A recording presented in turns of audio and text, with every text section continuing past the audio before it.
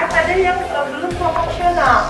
Kita sampaikan kemarin kan seolah-olah Jakarta itu hanya bertumpu pada usia di PPDB, padahal kita tidak kita mengikuti Permendikbud pada saat itu 44 2019 gitu ya, dan saat ini kita akan mencoba itu. Kenapa? Harapannya sekolah yang sudah unggul ya memang mereka unggul, tapi yang belum unggul mereka bisa mengikuti dengan sistem keunggulan. Nah ini kan harus dipersiapkan dari sekarang.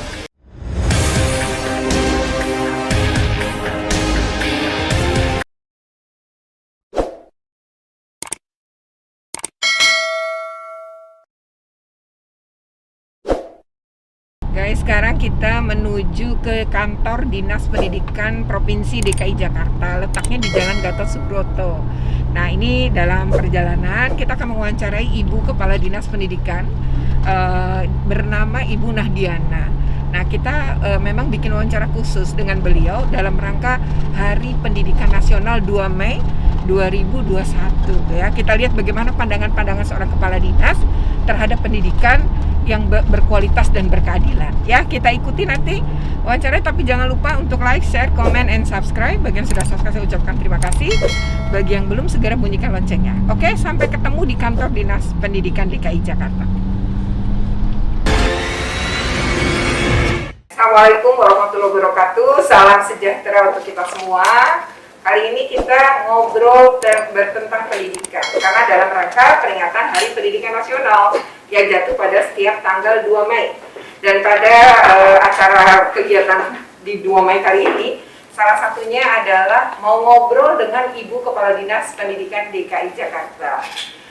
Beliau bernama Ibu Nahdiana. Sebenarnya teman sih kalau sama saya sejak sama-sama jadi kepala sekolah, tapi beliau lebih cepat nih naik karirnya di Dinas Pendidikan, dan tidak mengira juga sih ya akhirnya menjadi Kepala Dinas Pendidikan pada posisi di mana saya sudah menjadi komisioner di Komisi Perlindungan Anak Indonesia, dan tidak menduga juga sih akhirnya kita bisa punya sinergi untuk sama-sama melakukan perlindungan terhadap anak-anak, terutama ya bukan berarti semua anak tidak dilindungi, tapi terutama untuk pemenuhan hak atas pendidikan adalah hak untuk mereka yang kita anggap pada kelompok yang kurang beruntung. Ya, ini memang sesuatu yang akan menarik untuk diperbincangkan. Tapi sebelum ngobrol, mari jangan lupa untuk di like, share, comment, and subscribe. Bagi yang sudah subscribe, saya ucapkan terima kasih. Bagi yang belum, segera bunyikan loncengnya. Kita akan ngobrol menarik tentang pendidikan dalam rangka peringatan Hari Pendidikan Nasional. Oke ya. Sebelumnya nih Bu, terima kasih banyak atas waktunya, atas kesediaannya untuk memenuhi obrolan kali ini. Nah katanya sih, tak kenapa kata sayang ya. Jadi Ibu harus mengenalkan diri, namanya, nama lengkapnya, kemudian jabatan, mungkin sedikit tentang keluarga gitu ya Bu ya, biar banyak yang tahu tentang si Ibu dan keluarga Ibu. Silakan Bu. Ya, terima kasih Bu Retno. Assalamualaikum warahmatullahi wabarakatuh. Saya senang nih diajak ngobrol lagi sama Bu Retno karena memang kami tadi sudah disampaikan kita sama-sama ada di dunia pendidikan pada saat itu, ada di forum kepala sekolah, dan sekarang Bu Retno sudah di komisioner KPRI.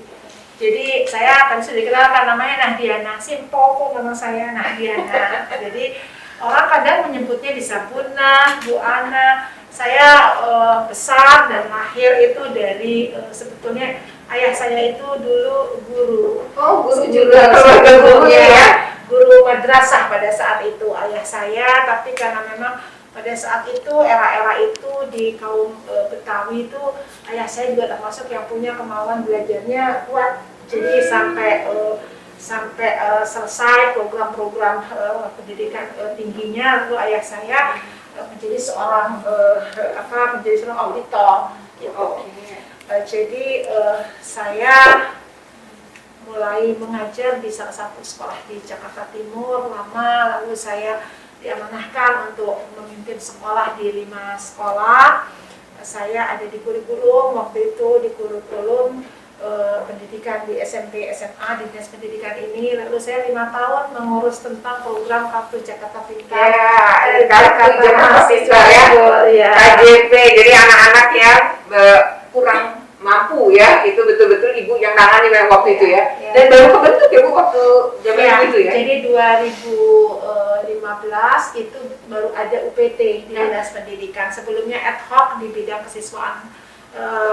kesiswaan, di SMK itu ad hoc ditangani. Baru 2015 saya diamanahkan untuk menjadi kepala UPT-nya. Harapannya adalah tadi bagaimana seluruh anak-anak Jakarta bisa memperoleh akses pendidikan yang lebih baik, terutama bagi mereka yang memang kurang dalam sisi sosial ekonomi. Setelah itu saya di Sudin Wilayah 2 Jakarta Selatan, dan saya juga betul Bu Retno bilang tidak pernah mengira juga ada amanah juga untuk memimpin dinas pendidikan. Saya tinggal di belahan Jakarta, di pinggir Jakarta, di pinggir Jakarta. Saya punya putra satu, saat ini sedang menunggu pengumuman kelulusan sebagai laskar ujian tulisnya. Baru kemarin menyelesaikan UTBK-nya, dan keluarga saya rata-rata memang umumnya ya keluarga-keluarga yang memang concern dengan pendidikan sebetulnya. Berarti memang lahir dari keluarga yang ini bergelut di bidang pendidikan ya Bu ya. Bahkan tadi ayahnya adalah seorang guru ya. Dan itu tadi menarik juga, saya baru tahu ibu tuh ayahnya Betawi loh. Ayah ibu saya Betawi. Oh iya ya. Ibu saya memang sekolahnya pada saat itu dulu kan bukan SD, dulu juga madrasah juga, tapi tidak menyelesaikan setingkat madrasah ibtidaiyah. Jadi SD setingkat SD itu tidak menyelesaikan, tapi sampai akhir hayatnya ibu saya itu daya ingatnya, kemampuan berhitungnya itu luar biasa. Jelang usia 80 itu kemampuan berhitungnya. Jadi kalau saya suka canda gini, mungkin kalau sekolah itu jadi profesor mungkin ya gitu, karena nggak punya kesempatan sekolah.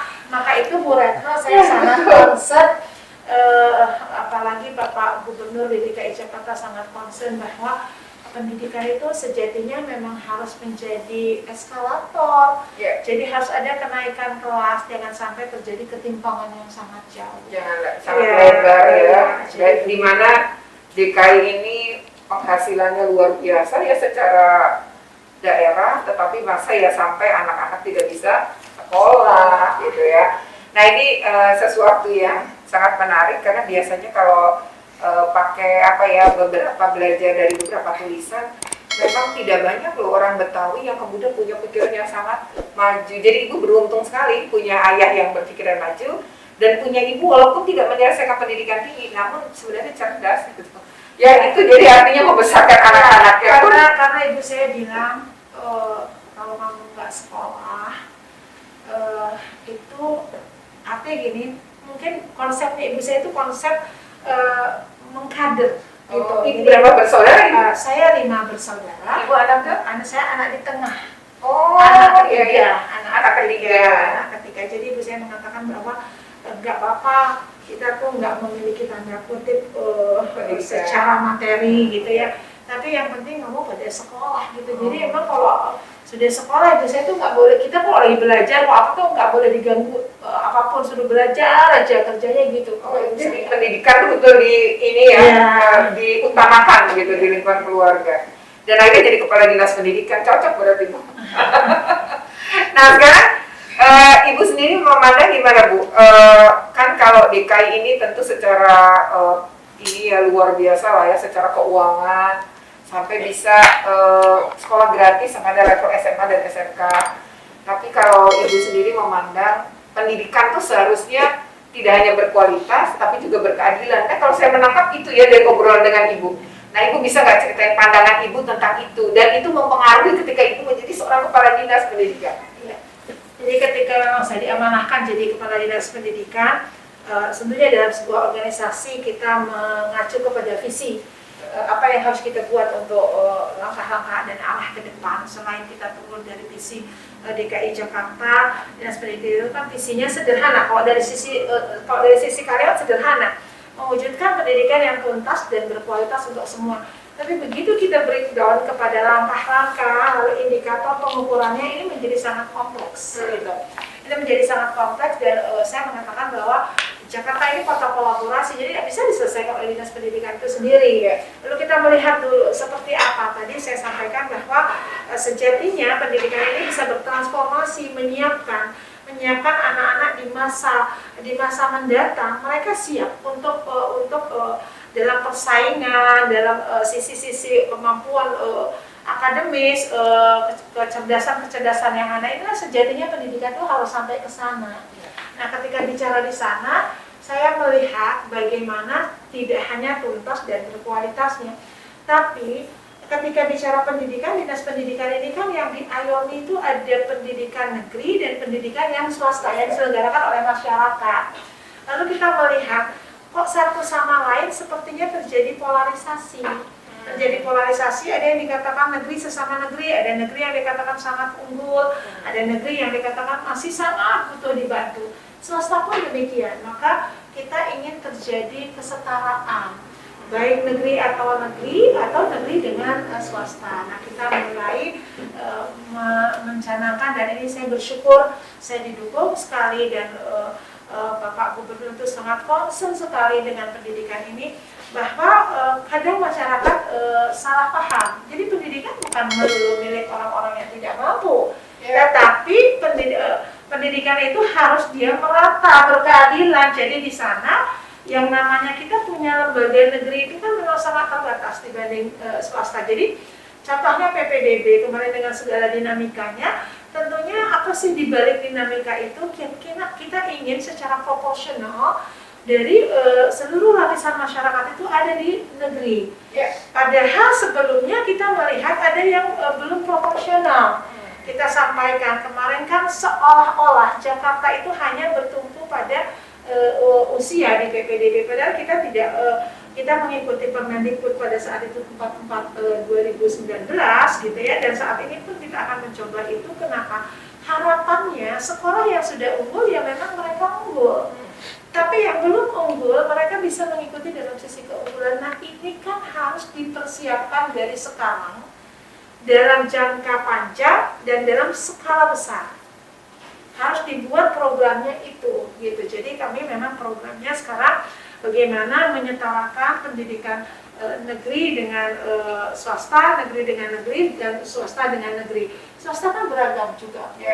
Ada yang sudah bersegmen, ada yang masih di tengah, ada yang sangat perlu dibantu. Ini yang sudah kita kerjakan. Yang kedua, ini ketika bicara bingkai, karena outcome-nya adalah siswa. Tapi penyelenggara pendidikan, baik sebagai kami, regulasi, dan praktisi-praktisi pendidikan.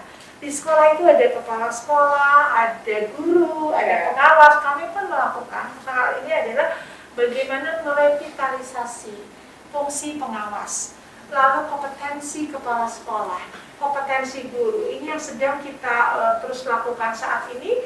Kami terus melakukan penyederhanaan, tetapi tepat fungsi gitu. Jadi kata kita katakan seorang kepala sekolah saat ini pembimbingannya ada di pengawas, tapi ketika indikator keberhasilan kepala sekolah ini dia harus bisa dirasakan juga oleh guru dengan siswanya, sehingga kita membuat alat ukurnya bukan hanya dia dinilai oleh siapa, tetapi apa layanan yang sudah dilakukan, dan itu kita akan cari testimoninya dari, atau kita ukur, kita monitor itu dari subordinatnya. Jadi kalau pengawas, dia kita tanya kepala sekolahnya, kepala sekolah kita tanya gurunya, guru nanti kita tanya muridnya.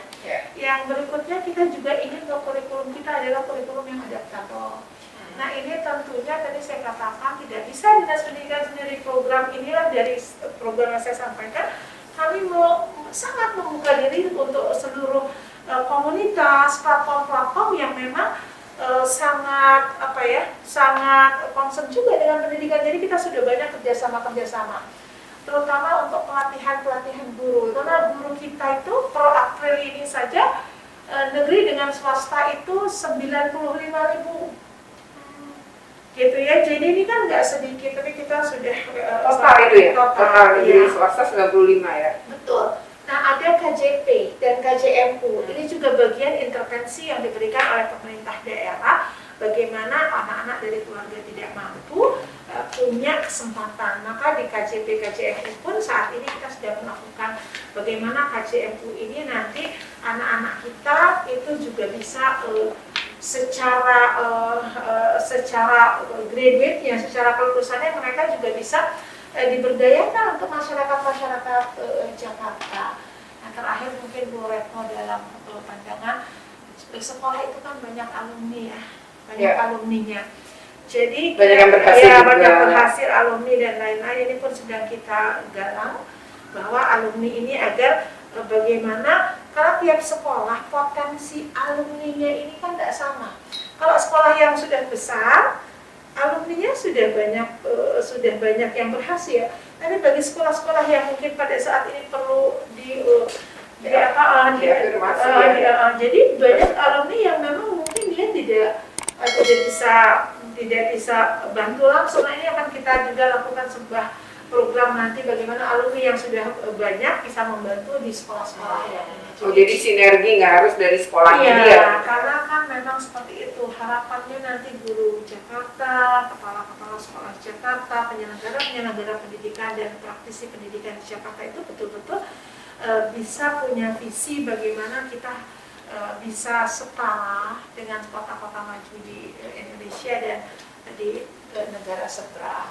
Jadi Ibu punya pandangan kalau pendidikan itu sebenarnya bisa menjadi satu cara menaikkan kelas seseorang gitu ya. Makanya kalau pendidikannya semua berkualitas, tentu semua anak punya kesempatan untuk menjadi naik kelas tadi gitu ya secara sosial ekonomi.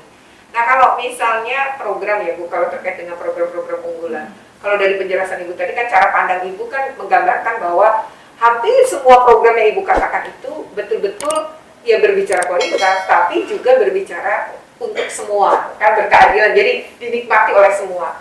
Nah, tapi program unggulannya sebenarnya apa Bu? Kalau tahun ini misalnya untuk DKI. Nah, kita itu kan Dinas Pendidikan punya 8 kegiatan strategis daerah. Salah satunya dari saya sebut kegiatan Kartu Jakarta Pintar, program Jakarta Pintar dan Kartu Jakarta Mahasiswa Unggul tadi, supaya tadi anak-anak bukan sekedar di sekolah, tadi sekolahnya sudah saya cerita tadi, tapi bagaimana secara personal pembiayaan mereka juga bisa kita lakukan dari sisi gizi, dari sisi kebutuhan yang lainnya itu programnya. Lalu yang berikutnya kita juga ingin begitu ya, katakanlah di SMK ada revitalisasi SMK. Jadi ada beberapa SMK kita sudah jadi PLUD, di mana mereka sudah Badan Layanan Unit Daerah gitu. Jadi mereka sudah melakukan layanan-layanan yang memang sudah bisa produksi sendiri. Kalau SMK kan ada kompetensinya. Dan kami juga melakukan kerjasama dengan dunia usaha, dengan dunia industri. Kalau lihat dari SMK kan kemarin pengangguran kok setelah SMK banyak ya di program di kompetensi atau jurusan-jurusan tertentu di SMK ini tuh kita melihatnya memang ada gelembung ya di jurusan-jurusan tertentu. Maka kita sedang mencoba bagaimana SMK ini kita terus bekerja sama dengan DUDI tadi, dunia usaha dan industri itu yang dibutuhkan apa. Jadi nanti graduate-nya by request gitu. Jadi nggak jenuh kan kalau semua orang dilatih mesin nanti tidak tiap tahun kan itu direkrut oleh misal katakan satu perusahaan mobil, lalu misalnya di bisnis manajemen sekarang banyak perusahaan, tapi tidak semua perusahaan tiap tahun itu menggunakan memerlukan itu gitu. Nah satu lagi kita sedang melakukan yang tadi program unggulan adalah PPDB. Nah PPDB ini bagaimana tadi saya sudah mengatakan bahwa ada proporsional, jadi ada jalur yang prestasi ya siapa saja yang berprestasi bisa masuk di sini. Lalu ketika jalur zonasi ini mungkin masyarakat memahaminya yang saya mesti luruskan juga di dalam obrolan ini. Zonasi itu bukan jalur untuk anak-anak tidak mampu, tapi jalur zonasi ini adalah jalur netral di mana semuanya bisa masuk, orang mampu dan tidak mampu gitu ya. Yang penting jaraknya sama sekolah dekat. Ada hal ketika bicara jarak di sekolah yang memang harus dipahami, apakah sesederhana kita bisa mengukur dengan jarak begitu. Di Jakarta ini 168 kelurahan tidak ada sekolah negeri SMA-nya. 168 kelurahan ya, tanpa dari SMA negeri. 267 tidak ada SMA negerinya. Nah, terus SMP 89 kelurahan itu tidak ada SMP negerinya. Kalau SMK kan tidak menggunakan zonasi karena kompetensi. Betul. Nah, disinilah kita mengapa Jakarta menggunakan sistem zonasi ini. Dia menggunakan sistem bukan mengukur jarak tapi berbasis zona sekolah. Yang ada irisan kelurahan dan kelurahan inilah yang terkesan bahwa anak ini karena memang antara daya tampung dengan jumlah yang mendaftar itu ya memang kita hanya mampu 30 sekian persen untuk SMA, 40 sekian persen untuk SMP. Jadi memang pasti ada lebih banyak yang nggak dapat. Ya, tetapi di sana kita sudah melihat tahun lalu hasil PPDB kita seluruh sekolah sekarang sudah punya indeks yang sama. Nah, di sini kan persoalan program berikutnya adalah bagaimana kita meningkatkan kompetensi guru dan kompetensi kepala sekolah. Karena kalau dulu mungkin di sekolah tertentu dia homogen, yang sekian sekarang heterogen. Nah, gurunya ini untuk siap apa lagi kondisi pandemi, Bu Retno. Pandemi ini masuk itu kalau orang tua tidak mengizinkan kan tidak bisa paksa. Tapi tidak boleh ada hak anak yang tertinggal, dia tetap harus dilayani. Nah, ini pun perlu kesiapan para kepala sekolah, para guru-guru kami yang memang di lapangan ini kami latih. Makanya itulah Jakarta. Kemarin saya sempat ditanya juga, Bu Retno, kok Jakarta sedikit banget ya bukanya cuma 85. Dari 11.000 yang ada swastanya. Kami tidak bertarget pada jumlah, tapi kami target pada standarisasi karena harapannya hak sehat dengan hak aman anak-anak itu harus dijaga. Terakhir mungkin dari sekian program kita juga menyisipkan bagaimana ada harmonisasi di saat ini di dalam pendidikan itu tidak bisa urusan sekolah ini hanya sekolah orang tuanya misalnya full menyerahkan, tidak. Tetapi bagaimana ada harmonisasi antara kami membuat regulasi kebijakan orang tua dengan guru ini bersinergi yang fokusnya harus anak. Jadi harus dipastikan anak itu belajarnya nyaman dan aman. Kami juga mengeluarkan surat edaran bagaimana pada masa pandemi ini tidak pada kuantitatif tanda kutip ditargetkan, tapi pelajaran itu harus bermakna dan menyenangkan karena kondisi-kondisi anak tadi. Artinya kepentingan terbaik bagi anak itu di atas segalanya ya. Kalau anak diberikan hak pendidikan, tapi dia nggak sehat, atau kemudian juga kan bisa jadi meninggal ya, karena angka meninggalnya COVID-19 di Indonesia ini cukup tinggi. Bahkan untuk kasus anak walaupun hanya 10-12% dari total kasus di Indonesia, namun Indonesia itu angka kematian anak akibat COVID adalah tertinggi se-Asia Pasifik. Jadi kalau kehati-hatian dilakukan oleh pemerintah Provinsi DKI Jakarta itu sebenarnya dalam upaya tadi ya melindungi anak-anak. Memang sih hak hidup itu harusnya nomor 1, hak sehat nomor 2, hak pendidikan baru nomor 3. Artinya kalau anak udah kita pinterin tapi kemudian sakit dan meninggal kan nggak ada gunanya. Tapi kalau dia tetap sehat, tetap hidup, maka hak pendidikan itu bisa dikejar, ketertinggalannya masih bisa dikejar. Artinya kehati-hatian ini bukan berarti takut, nggak berani ngebuka banyak ratusan sekolah gitu ya, tapi khawatir ya kalau nanti malah tidak siap dan menjadi klaster baru. Jadi ini adalah upaya ngelatih sebenarnya sekolah ya Bu ya. Mungkin dan tadi juga catatan PPDB cukup menarik ya, karena pasti ini juga ada catatan-catatan tambahan di tahun ini ya Bu. Setidaknya yang tahun lalu memang kalau ada kekurangan pasti akan diperbaiki di tahun ini. Tapi kalau urusan PPDB nanti mungkin kita harus ngobrol tersendiri. Nah sekarang Ibu, kalau Ibu berarti sudah jadi kepala dinas selama saya per Maret 2020, berarti 1 tahun lebih dikit ya. Satu bulan ya. Tapi suka dukanya gimana Bu?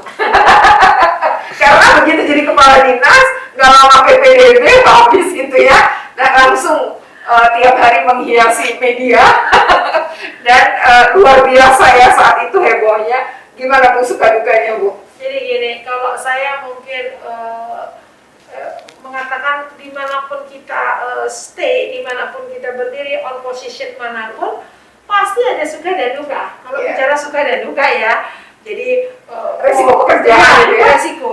Jadi saya itu kadang begini, kalau kita sudah ada pekerjaan, apalagi amanahnya adalah sekarang saya sedang ada di pendidikan di kepala dinas, jadi pasti gitu ya, pasti ada resiko dari setiap keputusan yang kita ambil. Ya. Pro kontra itu menjadi sebuah keniscayaan, pro kontra. Karena nggak bisa memuaskan semua pihak. Jadi saya pernah dibilang salah seorang sahabat bilang, kalau jadi pemimpin itu jangan pernah mimpi semua orang itu suka. Jadi dasarnya ketika mengambil kebijakan bukan orang suka atau tidak, tapi dasarnya itu harus betul-betul on the track, on prosedur, on mission, gitu. Nah, saya suka katakan begitu. Jadi ketika ditanya, ya saya mengatakan pada saat itu begini, Januari saya menjadi kepala dinas, mulai kita siapkan lain-lain, sekolah itu ditutup, pandemi. Kita tidak pernah menyangka kalau ada pandemi. Iya. Belum ada contohnya nih. Belum ada contohnya, gimana nih kalau Masih pandemi. Pro kontra dari yang kita buat itu biasa, baik internal atau eksternal. Tapi saya lebih senang bicara sukanya, gitu. Kenapa? Karena kalau dukanya dibanyakin, ya akhirnya kita jadi berpikir nanti khawatirnya tidak berpikir forward, tidak berpikir Jadi negatif ya. Jadi negatif, kita tidak berpikir ke depan. Jadi saya lebih dalam organisasi ini saya mengatakan bahwa ya pasti orang ya pasti ada orang yang tidak suka, dan ketika bicara tidak suka, semua cara pandang persepsi sudah pasti persepsi sendiri-sendiri. Jadi saya tidak mau terjebak pada persoalan persepsi itu, tapi saya ingin mengatakan bahwa sukanya insya Allah begini, ketika ini jadi amanah, terus bersama ini memutuskan, ya saya harus mengambil keputusan, dan itu bermasalah untuk orang banyak, punya kemaslahatan umat yang banyak. Itu banyak orang yang mengatakan saya jadi punya kesempatan lebih banyak. Ini yang membuat kita mengatakan bahwa inilah sukanya. Misalkan misalnya gini, kalau dulu mungkin saya belum jadi kepala dinas, saya mengatakan ini sepertinya bagaimana teach by love, teach by heart buat teman-teman.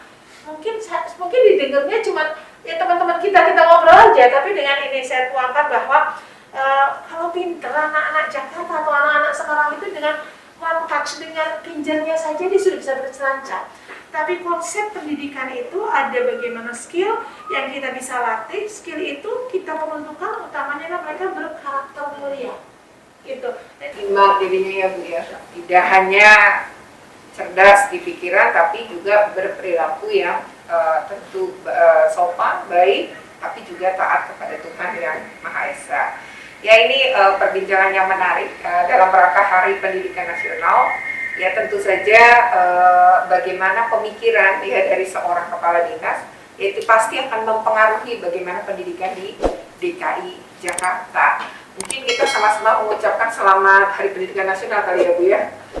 Oke, kami mengucapkan selamat Hari Pendidikan Nasional 2 Mei tahun 2021.